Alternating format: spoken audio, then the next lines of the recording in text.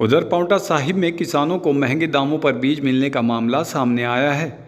जानकारी के अनुसार पांवटा साहिब के किसान ने पांवटा साहिब के सरकारी बीज विक्रय केंद्र के अधिकारी पर किसानों को मूल्य से अधिक दामों पर बीज बेचने का आरोप लगाया है। किसान ने बताया कि जब वह बीज केंद्र में बरसीन का बीज लेने पहुंचा तो उसे बरसीन का बीज महंगे दामों में दिया गया। इसके बाद जब उन्होंने अधिकारी से इसकी रसीद मांगी तो अधिकारी ने उसे रसीद भी दे दी और वो भी दाम से अधिक की रसीद दी है। सुनिए क्या कुछ कहना है किसान का।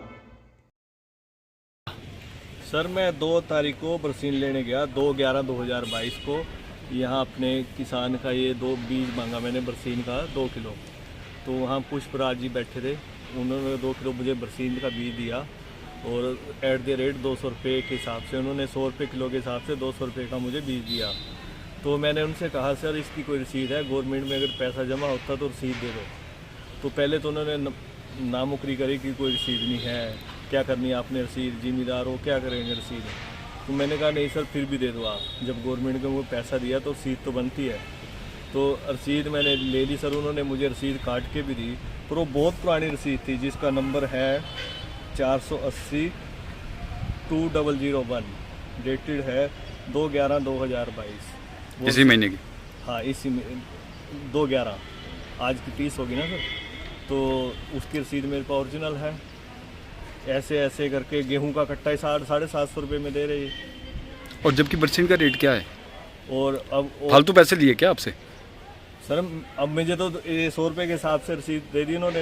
अब रेट हमें पता नहीं क्या था गवर्नमेंट का क्या नहीं, पर इन्होंने 100 रुपये के हिसाब से मुझे पैसा लिया है। मतलब आपसे ज़्यादा लिया है पैसा? जी सर, जहाँ तक पता लग रहा है कि बरसीन का बीज रेट कम था।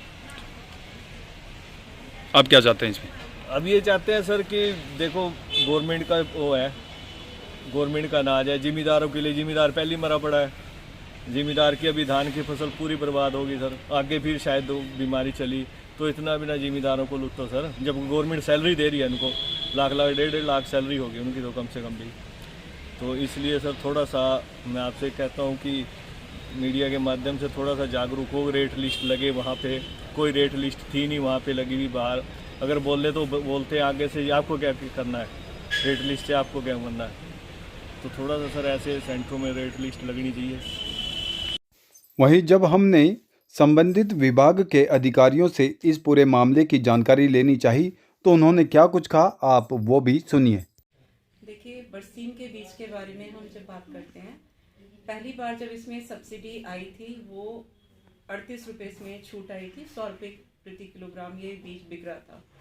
जो रसीद दी गई है वो 2 किलो बीज उन्होंने लिया था, 200 रुपये की रसीद दी गई है 100 रुपये प्रति किलोग्राम के हिसाब से।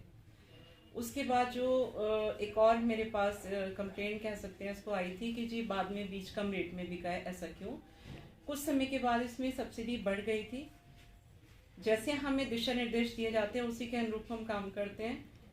बाद में जो हमें दिशा निर्देश मिले वो ज़्यादा सब्सिडी के मिले, उसके बाद हमने उसी रेट पर उसको सेल करना शुरू किया। जी।